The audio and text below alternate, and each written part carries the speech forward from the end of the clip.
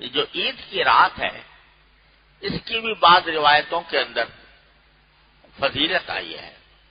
کہ یہ چونکہ انعام کی رات ہے تو اس میں بھی عبادت کرنا یہ بڑی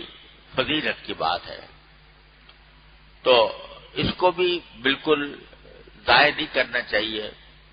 بلکہ اس کے اندر جتنی توفیق ہو نفلی نمازوں کی وہ نفلی نمازیں بھی پڑھی جائیں۔ بعض حضرات تو کہتے ہیں کہ بھئی یہ رات بھی اسی طرح جاگ کر گزارے جیسا کہ شب قدر کو جاگ کر گزارا جاتا ہے، اور بعض علماء کرام نے فرمایا کہ پوری رات جاگنے کی ضرورت نہیں ہے، لیکن کچھ تھوڑا وقت جو ہے وہ عبادت کے اندر بھی ضرور لگا لیں اس رات کے اندر، کیونکہ انعام کی رات ہے اللہ تعالی کی طرف سے، تو اس انعام لے لو اللہ تعالی سے، نفلیں پڑھ کر دعائیں کر کے انعام لے لو۔ پھر آ رہے یہ عید، اللہ تبارک و تعالی نے مسلمانوں کو عید منانے کا بھی ایک منفرد طریقہ عطا فرمایا۔ ساری دنیا اور سارے مذہب و ملت کے لوگ سال میں کبھی ایک مرتبہ کوئی تہوار مناتے ہیں، کوئی ایک مرتبہ، کوئی دو مرتبہ، بعض مذاہب میں تو بہت ہی تہوار ہوتے ہیں، ہندوؤں کے یہاں بے شمار تہوار ہیں، یہودیوں کے یہاں بہت سے تہوار ہیں، عیسائیوں کے یہاں بہت سے تہوار ہیں، تو اللہ تبارک و تعالی نے انسان کی ایک طبیعی خواہش ہوتی ہے کہ کچھ دن ایسے ہوں جو خوشی کے ساتھ سب لوگ خوش ہوں، اس میں اکٹھے ہوں، ایک دوسرے سے ملیں، بشاشت کا اظہار کریں، تو اللہ تبارک و تعالی نے ہمارے لیے دو عیدیں مقرر فرمائی ہیں، ایک عید الفطر اور ایک عید الاضحیٰ۔ حدیث میں آتا ہے کہ جب نبی کریم صلی اللہ علیہ وسلم مدینہ منورہ تشریف لے گئے تو لوگوں نے آپ کو بتایا کہ یہاں پر ہم 2 دن خوشی منایا کرتے تھے، تہوار مناتے تھے، ایک نیروز کا دن تھا، ایک مہرجان کا دن تھا۔ تو رسول کریم صلی اللہ علیہ وسلم نے فرمایا کہ اب نیروز مہرجان تو ختم ہو گیا، یہ جاہلیت کی علامت تھی، اب اس کی جگہ ہم تمہیں 2 عیدیں دے رہے ہیں، ایک عید الفطر اور ایک عید الاضحیٰ۔ اب ذرا اس بات کو بڑی غور فرمائیے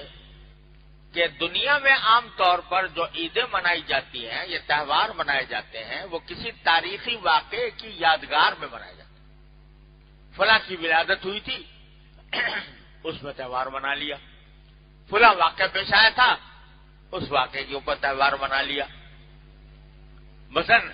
کرسمس منائی جاتی ہے عیسائیوں کے ہاں، وہ حضرت مسیح علیہ السلام، حضرت عیسیٰ علیہ السلام کی پیدائش کی یاد میں منائی جاتی ہے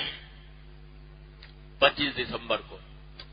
حالانکہ تاریخی طور پر حضرت عیسیٰ علیہ السلام کی 25 دسمبر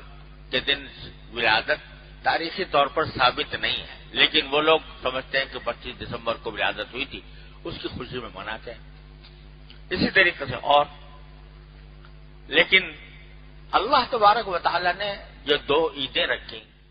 یہ کسی خاص واقعے کی یادگار نہیں ہے۔ عید الفطر ہے مثلا یکم شوال کو کوئی ایسا واقعہ جس کی ساری زندگی قیامت تک اس کی خوشی منائی جائے، ایسا کوئی خاص پیش نہیں آیا۔ اسی طرح 10 ذی الحجہ یا 10 ذی الحجہ جو عید الاضحیٰ کا دن ہے، اس وقت میں کوئی تاریخ میں کوئی واقعہ خاص پیش آیا ہو، اس کی یادگار منائی جا رہی ہو، ایسا کچھ نہیں۔ دونوں عیدیں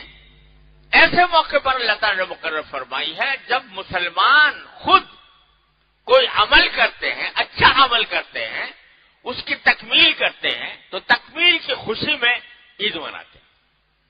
اب عید الفطر جو ہے وہ خوشیاں کس بات کی کہ اللہ تبارک و تعالیٰ نے اپنے فضل و کرم سے ہمیں رمضان عطا فرمایا، رمضان کی اندر عبادت کرنے کی توفیق عطا فرمائی، تو اس پر خوشی منائی جا رہی ہے عید الفطر، الحمدللہ۔ اور اسی طریقے سے عید الاضحیٰ وہ اس موقع پر جبکہ مسلمان ایک دوسرے عظیم عبادت کی تکمیل کرتے ہیں، وہ ہے حج کی عبادت۔ 9 تاریخ کو، ذی الحجہ کی 9 تاریخ کو حج ادا ہوتا ہے، تو اللہ تعالیٰ نے 10ویں دن اس کی خوشی، الحمدللہ حج۔ بتلانا کیا ہے کہ تم ماضی میں گم رہنے کے بجائے اور ماضی کی شخصیات کے کارناموں پر فخر کرنے کے بجائے اپنے آپ کو دیکھو، تم نے کیا کام کیا اور جس سے تم نے کام کیا اس کی خوشی مناؤ، اس کی بے شک عید مناؤ۔ یہ ایک عظیم سبق دیا گیا ہے دونوں عیدوں کے سلسلے میں۔